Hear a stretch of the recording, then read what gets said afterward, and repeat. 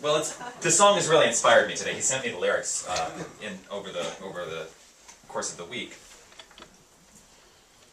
and obviously, if you got the newsletter, you saw that today's talk is get on board. Get on board.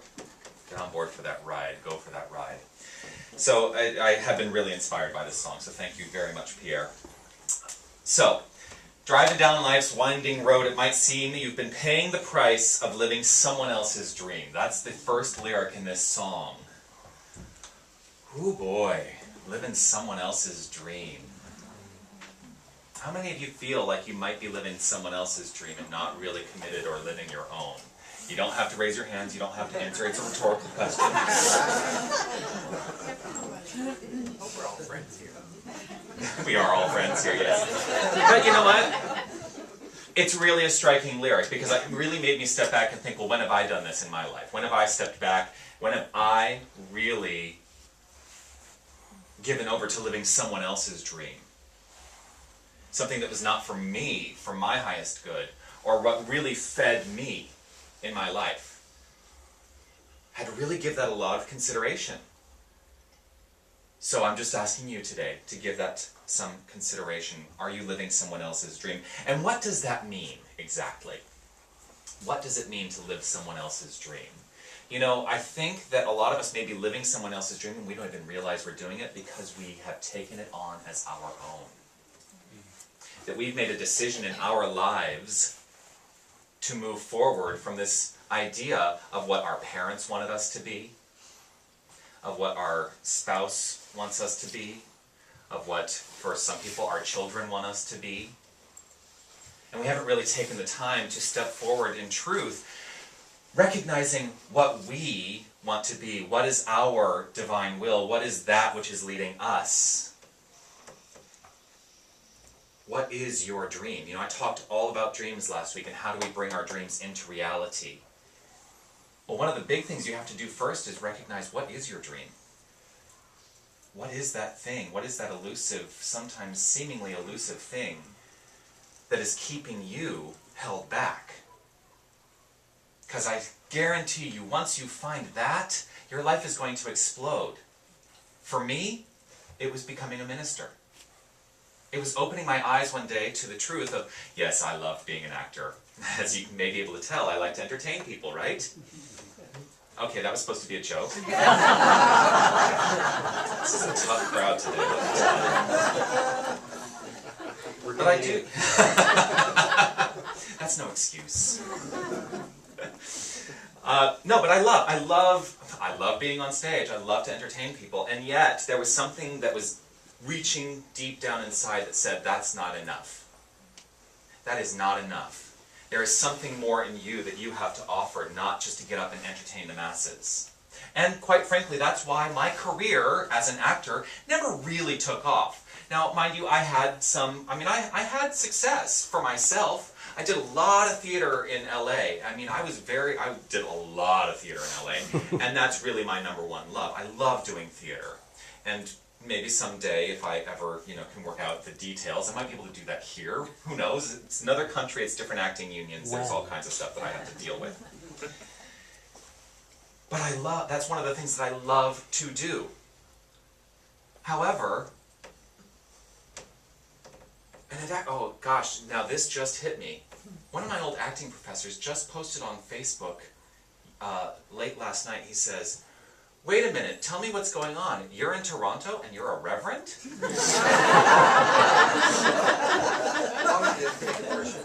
Not at all. But really, it was it's a shock to him. Now what was a shock to me is that he even cared or noticed. Because I felt really lost in acting school. I felt really lost in college. And it took me a long time to get to that place where, okay, I feel like I can go out and maybe have a career, but they gave me the tools on how to be a good actor. A lot of them I've thrown away now, because what I recognize is that I'm a better actor now having become a minister because I'm able to tap into that which is authentic. That's what was never taught to me. They gave me a lot of tricks in school about how to go about creating a character. There are a lot of tricks that you learn. Well, that also translates into life. What are the tricks that you have learned to create this character that's called you, that is walking through life? I mean, think about that. What are the tricks? What are the things that you have created in your life that are simply there as a facade, that are not the authentic part of you? And if you need them, I honor that. But as soon as you don't need them, get rid of them. Because the minute you do not need the tricks, you're going to start living an authentic life. And the way that this happens, we talk a lot about the way the divine works. We teach, I say this every week, we teach two things. We teach that man is divine. There is no separation between man and God. That's one of the things that we teach in this philosophy. The second thing we teach in this philosophy is that the universe operates based on the law of cause and effect. That's it. If you ever want to hear me say anything else on a Sunday, you're probably going to be disappointed. Because that's all we teach. The divinity of man, the law of cause and effect. So, the minute you start living an authentic life, you get rid of those tricks, what's going to end up happening is you're going to be putting a new cause into this divine thing called mind. When you put a new cause into this divine thing called mind, your life will demonstrate based on that new cause.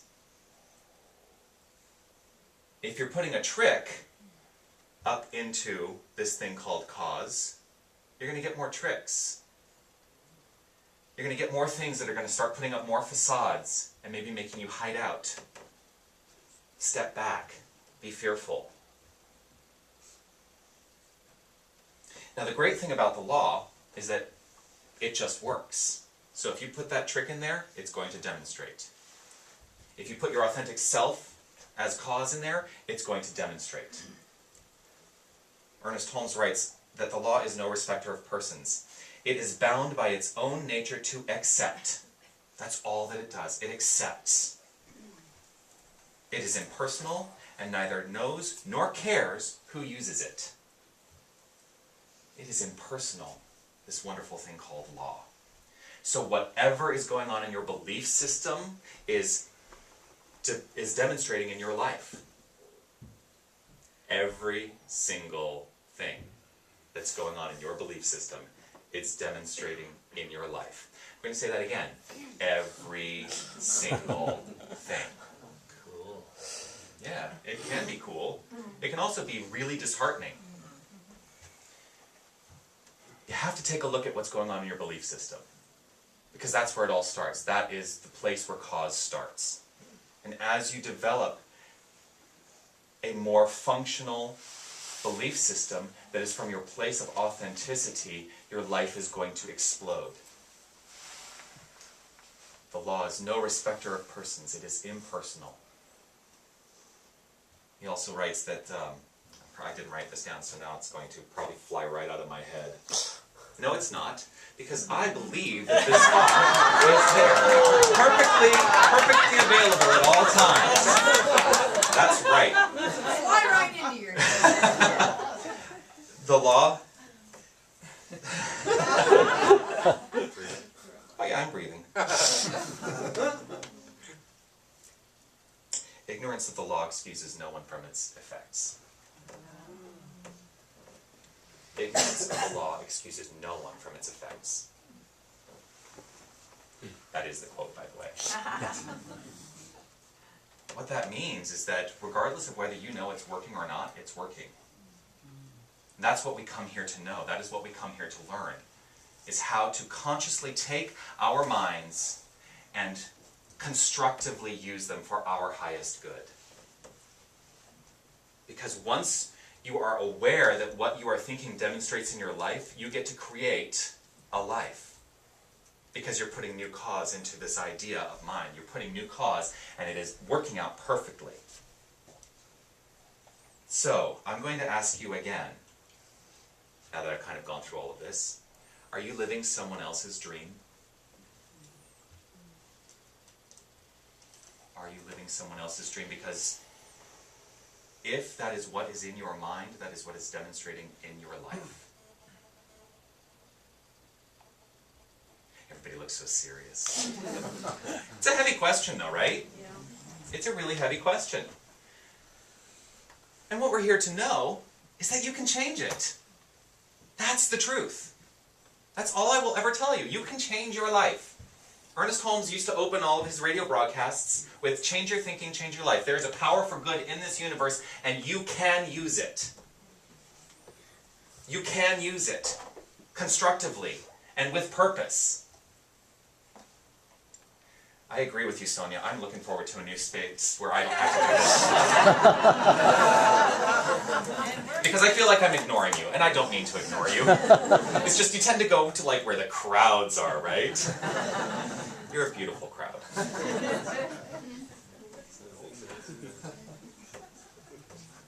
The law is taking everything and acting upon it. So it is your responsibility to use the law for your highest good. It's your responsibility. It is your responsibility not to be victimized by those things around you. It is your responsibility. It is nobody else's. It's not mine.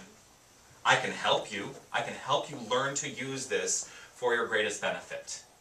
But it is not my responsibility to create a new life for you. Only you can do that. So again, it's a pretty heavy charge. But there's good news, is that it's possible. It's possible. And it is being done every time you show up. Every time you show up in your life, every time you show up here on a Sunday, right? You leave, you feel great, you feel inspired. And then it is your responsibility to take that feeling of inspiration and take it out into the world. And you know what? Live the authentic life, you will inspire somebody else.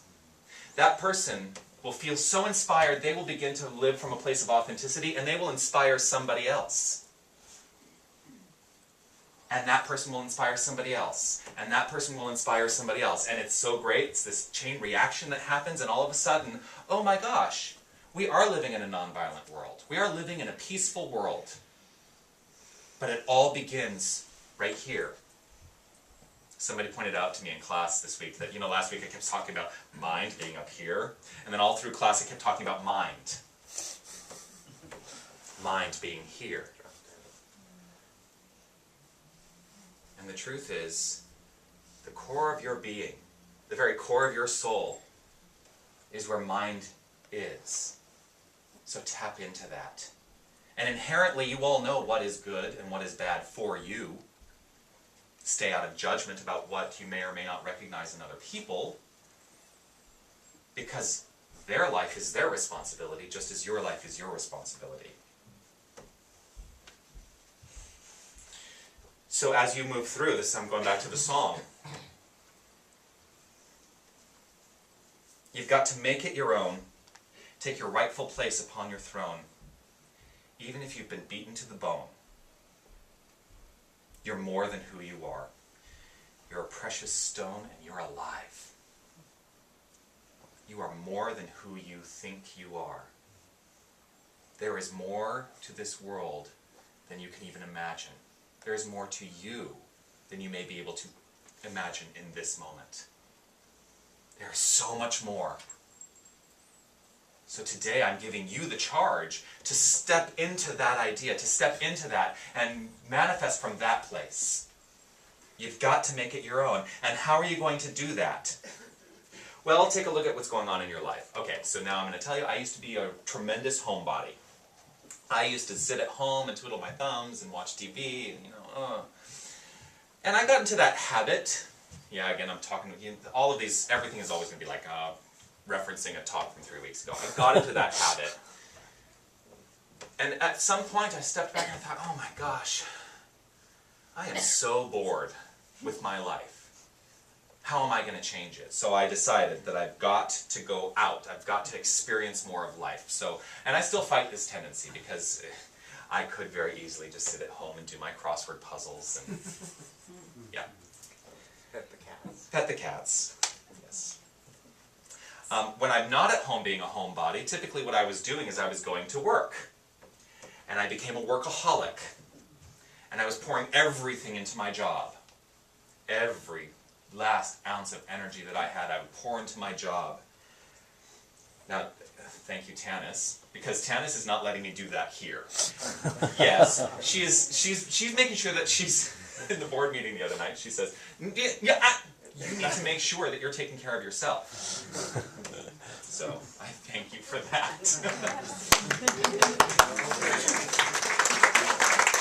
Which is not to say that I'm going to be a part-time minister. I am not. I am a full-time minister, and I am here to be your minister, right? So if there's ever a need, I am there and I am available. Because that's what I do. I am consciousness on demand for you. COD? COD. That's awesome. Get a little badge. Get a little badge. Yeah. But here's the most important thing. I cannot help you unless I've helped myself. So I must make sure that I am taking care of myself. Then I can help you. It's like in the plane. They drop the mask. They always say, put the mask on yourself first. Right? You can't help anybody if you haven't helped yourself first. So.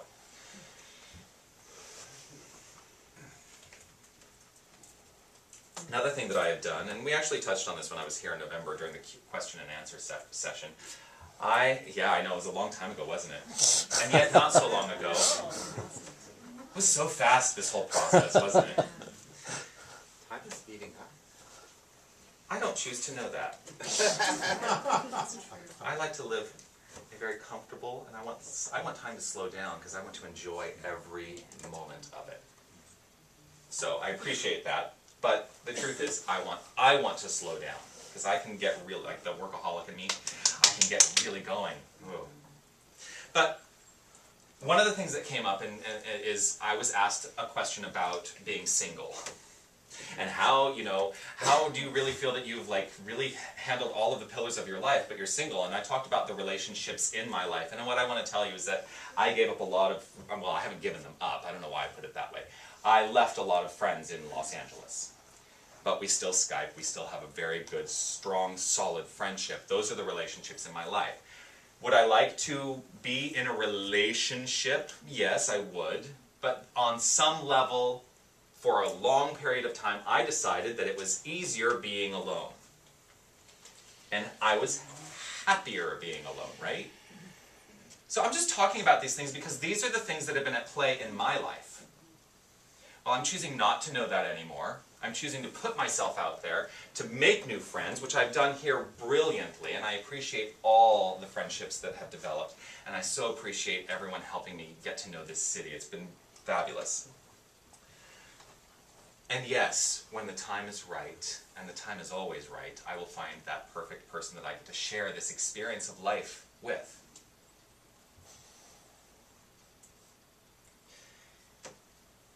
Now, what I've just done is I've set an intention.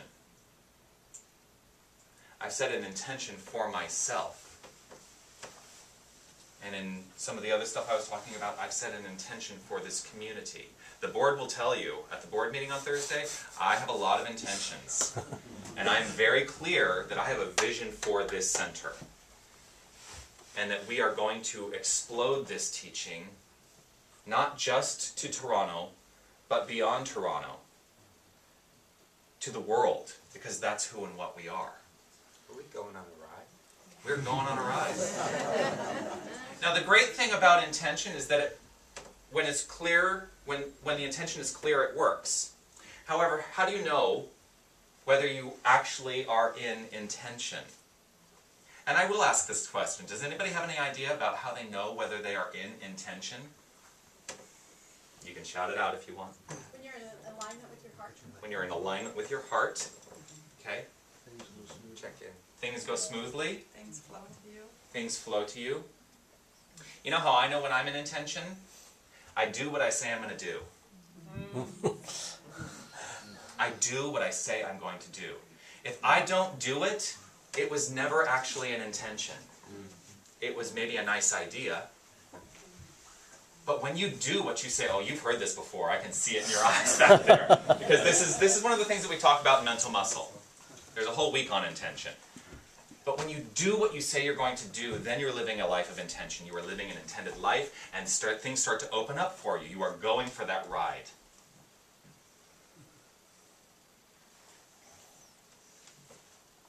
Now, how do I combat these things that I can be a homebody? Well, I intend to go out and do more social things, which I've been doing, by the way, in addition to trying to unpack my apartment. I mean, to, get everything set up. I have been going out and really focused on making sure that I get out and do social things. I do combat my tendency to want to work all the time by being very specific about the hours that I spend here. That when I'm here, I am fully present and available here. When I am not here, I don't take my work home with me. How many of you take your work home with you? I'm going to give you the charge to not do that. It may feel right now that that's impossible, but it's absolutely possible, and I guarantee you it's going to help you live a more productive, better life. Because what happens when you take your work home with you? You're then in the drudgery of that, if it's drudgery, which my work is not drudgery, so. But if you feel like work is drudgery, and you take that home with you, then all of a sudden you're taking that energy into your home life. Which is going to, it's all energy, right? It's all creating all the time. So if you feel like that, maybe that's something that you're doing, don't do that anymore. Don't. Whatever didn't get finished today can get finished tomorrow. That's the truth. Go for that ride. Doesn't matter what you do. The other thing that I want to say is don't live a sedentary life. Don't live a sedentary life. Because a sedentary life, obviously, if you're not going on a ride, you're staying still. That would be a sedentary life, right? The ride, however, begins in mind. Because as I talked about before, the law of cause and effect. When you put something into cause, it demonstrates in your life. So everything begins in mind. In mind. In mind. Ernest Holmes, in The Science of Mind, writes, we should daily practice correct thinking. We should decide what we wish to happen in our lives. And again, this goes really well for our Wednesday night class, The Power of Decision, because, boy, let me tell you, I am making sure that these students are making decisions in their life. Because every week I give them homework, not as much as the spiritual economics class. Yeah, I give a lot of homework to the spiritual economics class. But in The Power of Decision, I am constantly working with the students in that class to challenge themselves into making new decisions and into creating new causes in their life.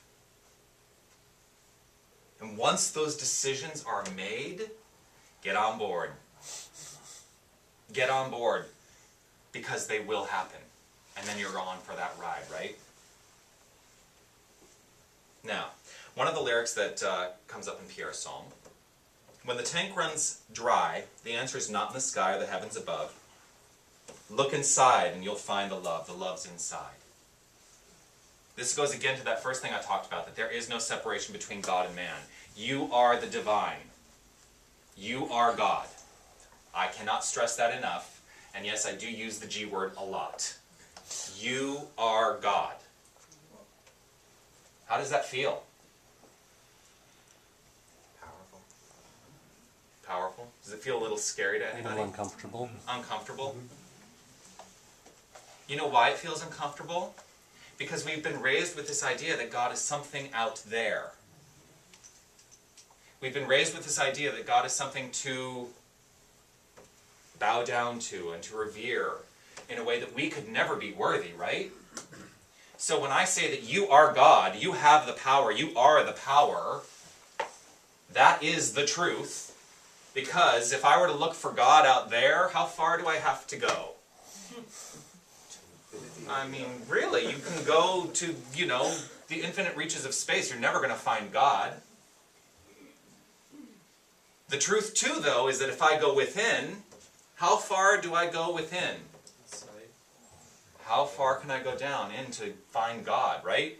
Because they're finding, smaller and smaller particles all the time.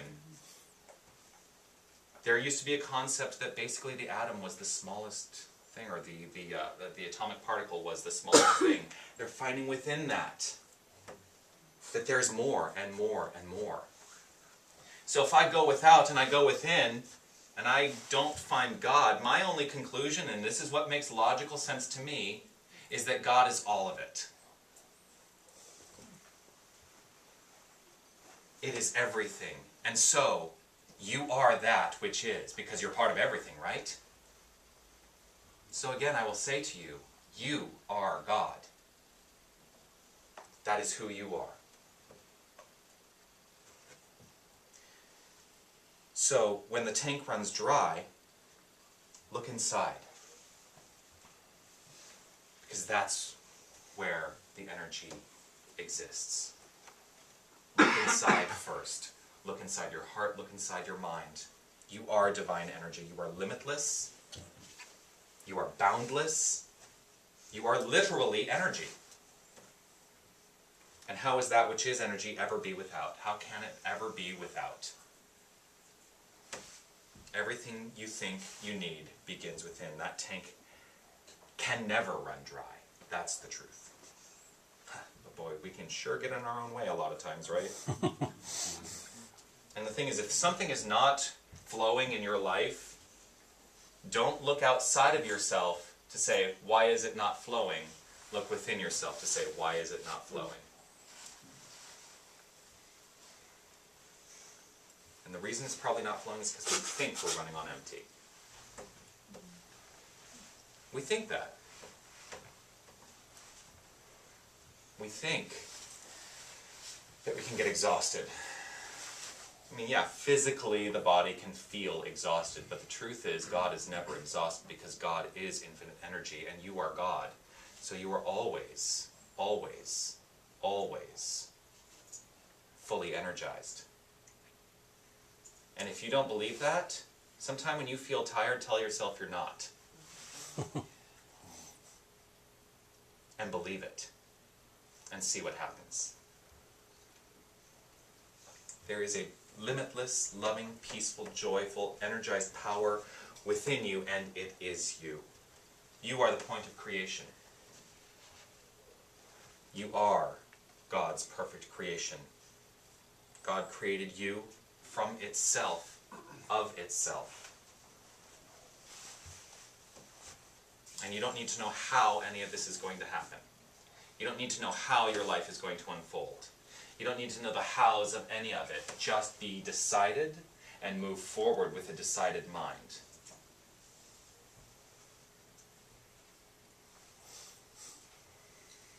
So if, let's say you're going to take a trip, right? You've decided, I'm going to go to such and such place. The truth is, you don't need to know how to get there, as long as you know that you are going to get there. If you know that is where you're going to end up, everything aligns perfectly for you to be there. Which means the map comes into your experience. And you then get to look at the map and say, oh, I can take this road. But the thing to remember too is, you can also take that road. And you can also take that road. Or you can listen to the GPS lady. Or you can listen to the GPS lady. Everything aligns perfectly for you to get to your destination. So stop worrying about how you're going to get there. A lot of us spend our lives plotting out how to get there. We spend our lives plotting out, looking at the map, what's going to be the quickest route. Oh, that's the other thing.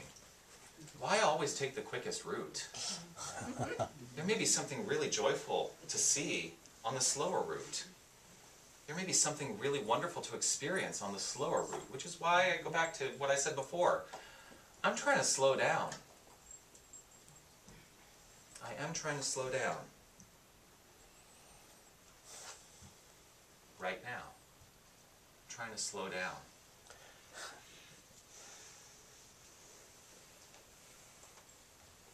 So yesterday I took a drive. I unpacked my apartment. I thought, oh my gosh, I'm really hungry. I thought, well, I'm just going to get on Danforth and I'm just going to drive. So I started driving east. And I just drove and drove and drove. And you know what? I didn't find anything.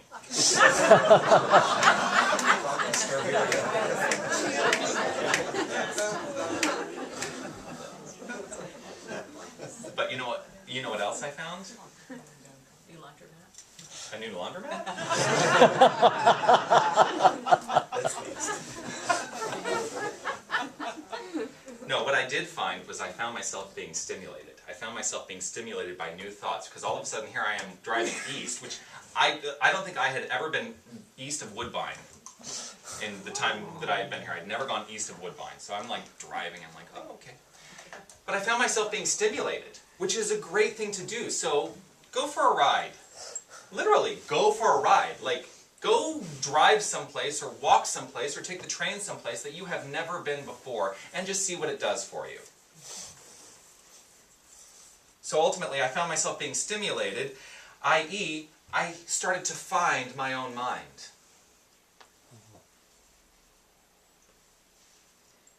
I started to find my own mind.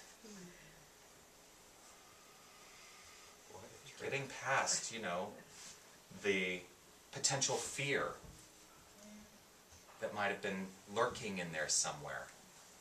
I started to find my own mind. So, take time to be conscious and just explore new things. Drive a different direction. Can you get on board with that? Mm-hmm. Yeah? Yeah. Can you get on board with that? Yes. Yes. Yes, you can. Because once you do, once you get on board with this idea that you are the creator of your own experience, once you get on board with this idea that you can now take a drive into the new expression of your own self, once you get in line with that, you are going for the ride of a lifetime. So what have you got to lose? What have you got to lose? So, here's the task. Here is the task. We did homework here too. Pierre wrote in the song, hop on a plane, expand your brain, walk in the rain. Meditate, go on a date, collaborate, sing a song, right a wrong, play along, plant a tree, jump in the sea, live with glee. And I'm not just talking about the TV show. Truly, live with glee, because it is your choice. It is your choice to live from this understanding. It is your choice to express exactly as you want and need to express. It is up to you. There is nobody else who is going to do that for you. So I say, get on board. Are you ready to get on board? Yes. Yes. You ready to go for a ride? Absolutely. Yes. It is the ride of a lifetime. And the engine is simply there waiting for you to turn the key. That's it. Namaste.